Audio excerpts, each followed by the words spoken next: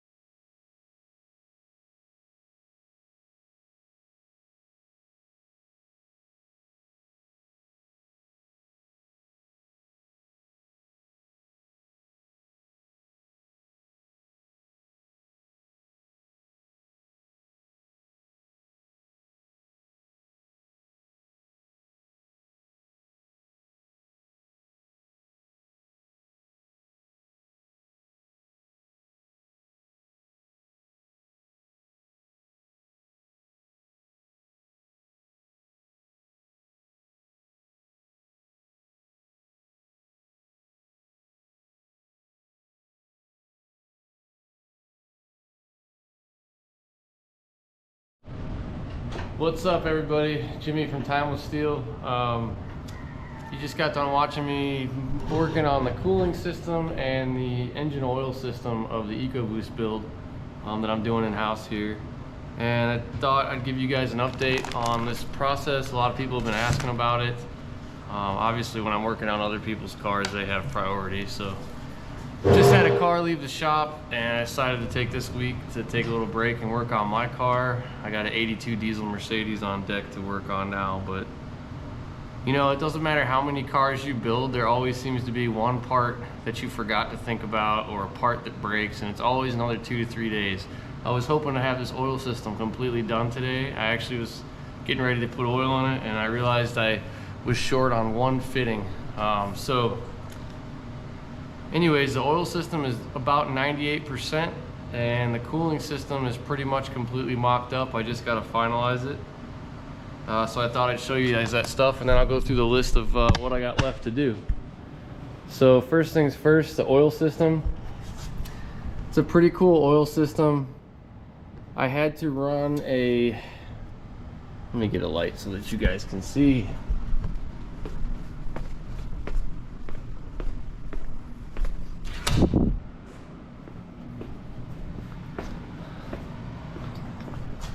Alright, so as you can see back there, there's an external takeoff block from mounting, and the Ecoboost oil pressure sensor taps in right at that location. And basically the oil comes out of the side of the block, comes up to an improved racing oil adapter, utilizes the stock Focus ST oil filter. I really like improved racing stuff. It's made in the USA, and they pretty much have anything you need for this type of setup. And then once the oil hits this opens at 185 and goes to the oil cooler. I went with a Cetrab, or however you pronounce it, oil cooler. They're pretty much the best, Cetrab USA. And it's got a spout fan on it. I made a little stainless steel reinforcement plate to mount the cooler to. It's 16 gauge, the same as the frame. And basically, cold oil comes out of the block, hits this oil filter, and goes back to the block until it hits 185 degrees. Once it hits 185, it goes out, down into the cooler, goes through the cooler, and then out the other side. At the bottom of the cooler on the return side, there's a switch that activates the fan at 190 degrees. And basically keeps the entire oil system cool and allows me to carry extra oil in the system. I also deleted the balance shafts on this motor and put a mounting baffle in, tapped the pan, modified it slightly. So the stock motor holds about 5.4 quarts, and I think I'm going to be at almost 7 once this setup is full, which is great on a turbo motor to have that extra oil. Let's go ahead and lift her up here.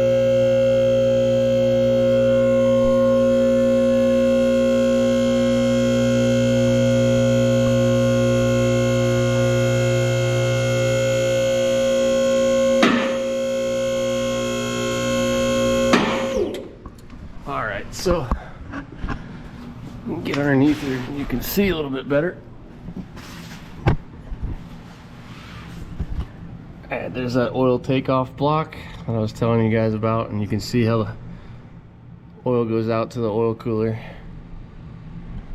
Anyways, pretty happy with that setup. The only thing I'm missing is a stupid fitting to go from this adapter block up to the oil cooler. But I mounted everything with rubber mounts to keep it isolated. And a cool tech tip, obviously, you know, billet anodized separators are great, but they're expensive, and a lot of times they don't work when you have a octopus of lines like this. So a little trick that I learned a long time ago is you can take a piece of rubber heater hose or whatever kind of hose you have laying around and basically run a zip tie through it, and it keeps all your hoses from rubbing together. And once you have them all tied together like this, it makes the whole setup stronger. But you really don't want these hoses flapping around. You can actually crack the oil cooler mounts. They can rub on surfaces and get holes in them, stuff like that. So little cool zip tie tip, zip tie moment, as David Freiberger likes to say. And now the cooling system, I'm pretty stoked about this cooling system. I've been able to basically keep the entire DeLorean cooling system intact. The only modifications I've made was the Otterstadt pipe, which in DeLoreans there's a little switch in the bottom of this pipe that tells the cooling fans to turn on. It leaks, it's failure prone, so I just bypassed it using an old piece of pipe I had, made a new pipe. But what's awesome is the left side water pump hose on a DeLorean, you cut the flare off of it and it's a perfect fit coming off the main feed line off the motor. Now this motor is a hybrid. I used a 2.0 engine, but I've got a lot of 2.3 parts on it, Mustang parts. I prefer the 2.0 just because it's got a better block, and if you're going to build power on it later, it's a better core of an engine. But the outlet on the back has basically 3 ports that come off of it. There's going to be an electric heater valve here that's going to connect and go back to the stock DeLorean pipes. The Ecoboost uses 3/4 inch heater hose, and the DeLorean uses 5/8, so I've got some brass reducers on the other side to get it to the stock heater pipes. And then over here, the water outlet and return has basically 3 fittings on it. One comes off the back of the block and comes back in. One is the heater return and one is the radiator return. Well, the right side DeLorean water pump hose is a perfect fit as well. Just cut the flare off of it. I did have to modify this pipe a little bit. I had to cut about 6 inches off of it. Basically, the curve to make it work perfectly. And then the only thing else I had to do was tee into the return line of the heater circuit. It's got a 3/4 inch brass tee and a reducer down to 5/8, I believe, and that's going to tie into the stock coolant reservoir bottle, and that'll be the bleed for the system. So what's awesome is it saves a lot of money on a swap for people that are looking to do this, and it's more seamless into the car itself. I tried to keep as much good DeLorean parts and eliminate the bad DeLorean parts. But when it comes to the cooling system, it's pretty much 95% stock. So I'm pretty excited about that. We've had a lot of progress on this thing. Still got a lot left to do. So here's the list, the made for TV list, right? So exhaust, I've got everything I need. I just have to fabricate it. Intercooler, intake, and turbo pipes. I have the intercooler. I've got to get some intake pipes and fabricate that.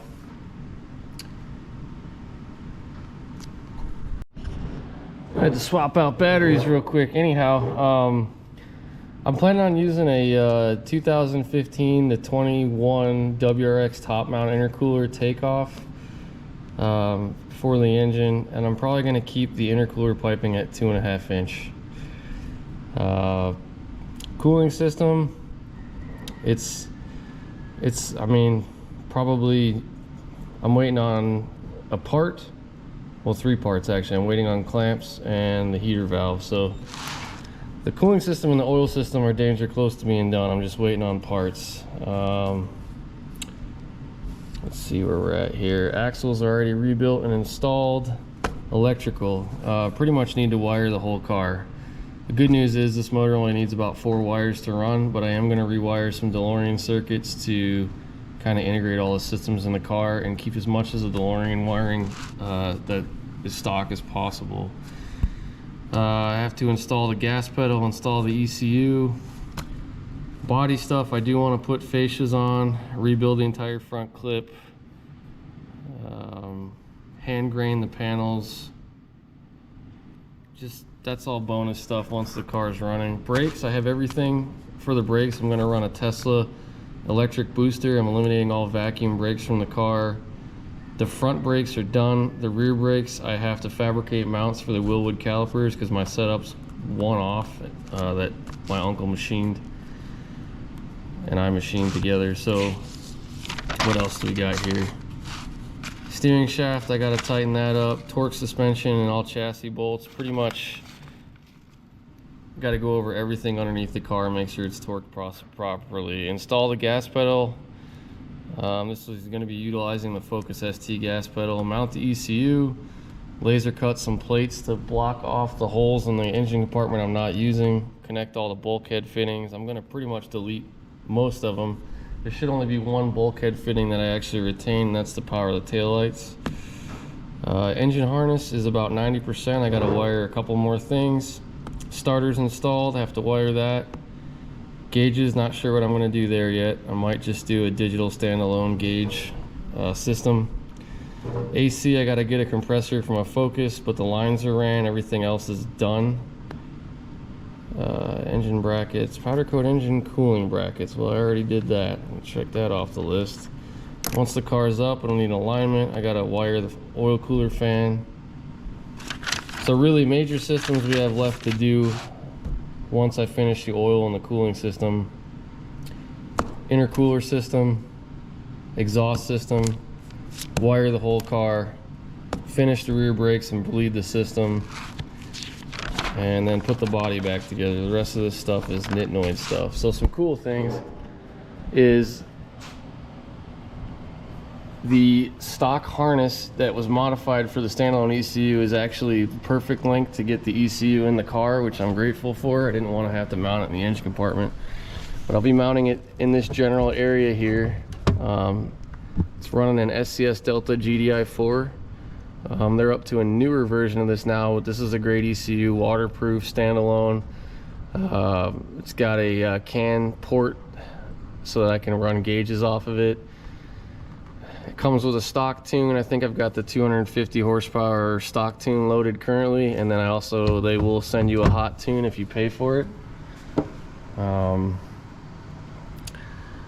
Let's see, what else have we got done here. The clutch, transmission clutch and hydraulic system is complete. It's a little stiff. I might end up changing the master cylinder, clutch master cylinder size. This is the Focus ST gas pedal. I'm gonna have to figure out how to mount that in the car. It's gonna be a little bit tricky. I don't want to have to modify the DeLorean pedal assembly.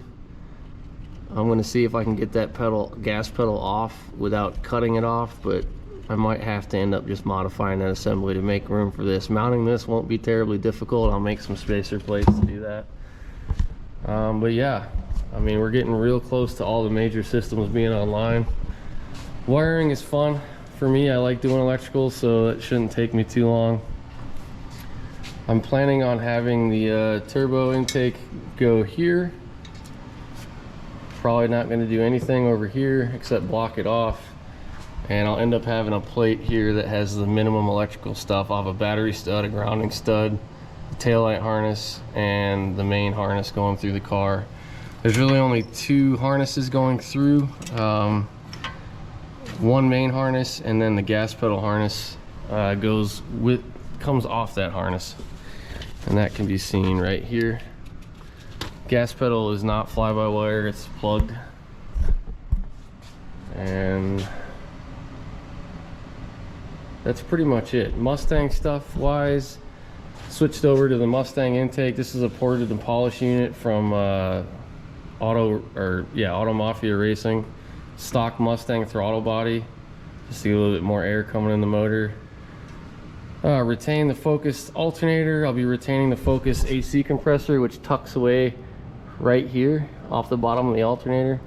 One thing I forgot to mention earlier is that one of the main reasons I went to this external oil setup was the one thing that didn't fit well on this swap was the engine cross member is right where the oil filter goes. And this motor stock uses one of those little oil cooler, oil and water heat exchangers that basically is a puck and it mounts above the fuel or oil filter. I hate those things anyway. They always end up cracking or leaking, and you'll get milkshake in your engine. It's just not, I'm not a big fan. Turbo motors like oil, and they like cooled oil. So I went to this setup, and then this has a puller fan on it just because of the limited space in here. It'll help pull air through it. And other main components that had to get switched over. This is a Mustang pressure pipe for the coolant, and this Mustang water jacket back here. Was able to retain the stock high pressure fuel pump and the stock high pressure fuel pump fitting. Had to go to a Ford Performance standalone oxygen sensor. The stock motor runs 2 oxygen sensors. The standalone deletes the second one, so you only need to run 1.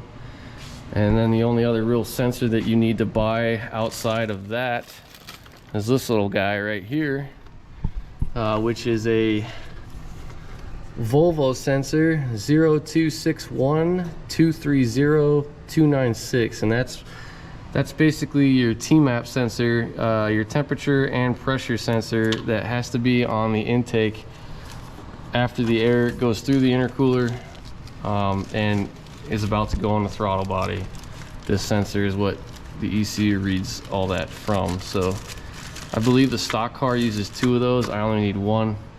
The only other thing you got to do is extend the manifold pressure sensor, which, because I went to the Mustang intake and this is a Focus harness, I have to make a little jumper to go from here to there. Just minor stuff. Other than that, the harness lays on great. I hate the way these motors look, so I had this plate made and threw on top of it. And it's great. 1 belt if you're not using the AC, and if you're using the AC has a separate belt. Big fan of these motors because they come in so many different cars, from 2011 I believe and up. I mean, Tauruses, Fusions, Focuses, Excursions, Lincoln MXZs. I mean, you name it, there's millions of these engines out there in junkyards for relatively cheap. The 2.3 is primarily in the Mustang. Mustang block, this is pretty much almost a completely enclosed deck block. The Mustang block went to a semi-hollow setup. The early Mustang engines, the 2.3s, had head gasket issues. It's basically the same engine the Focus RS is running. They also had head gasket issues. That's all been fixed. A new head gasket's out, and most of the new, anything that you're buying now, if you get a brand new crates, that all those are solved. But these 2.0 blocks can handle a lot more power. I'm not really concerned about that at this stage. I'm running the hot tune on this, but it's still going to be just under 300 horsepower. So the block's fine, the head's fine. You know, if down the road I might upgrade the turbo, but that requires a whole new fuel system. Really only I had to make a few modifications here. I basically cut this pipe, ran a hose from the water outlet to the pipe. I got to put a clamp on there. What's cool about this is, say you decide to keep the motor basically stock, the exhaust manifold and the turbo are incorporated into one unit. So if you crap out a turbo, you can go to the junkyard and pull one of these. It's all one assembly. It's basically 4 bolts and the whole assembly comes off. Super simple system. The only problem with these things factory is they tend to suffer from a little bit of boost creep because the recirc valve is weak. So I've upgraded this one with a metal Mountune recirculation valve. But other than that, it's basically a stock setup, and the hot tune is pretty much the limit of this turbo and the stock fuel system. Well, that's pretty much a once over of the build so far. We're getting real close. I've got the open house next month. I will have this thing running soon, so stay tuned. It's going to get pretty exciting. Peace.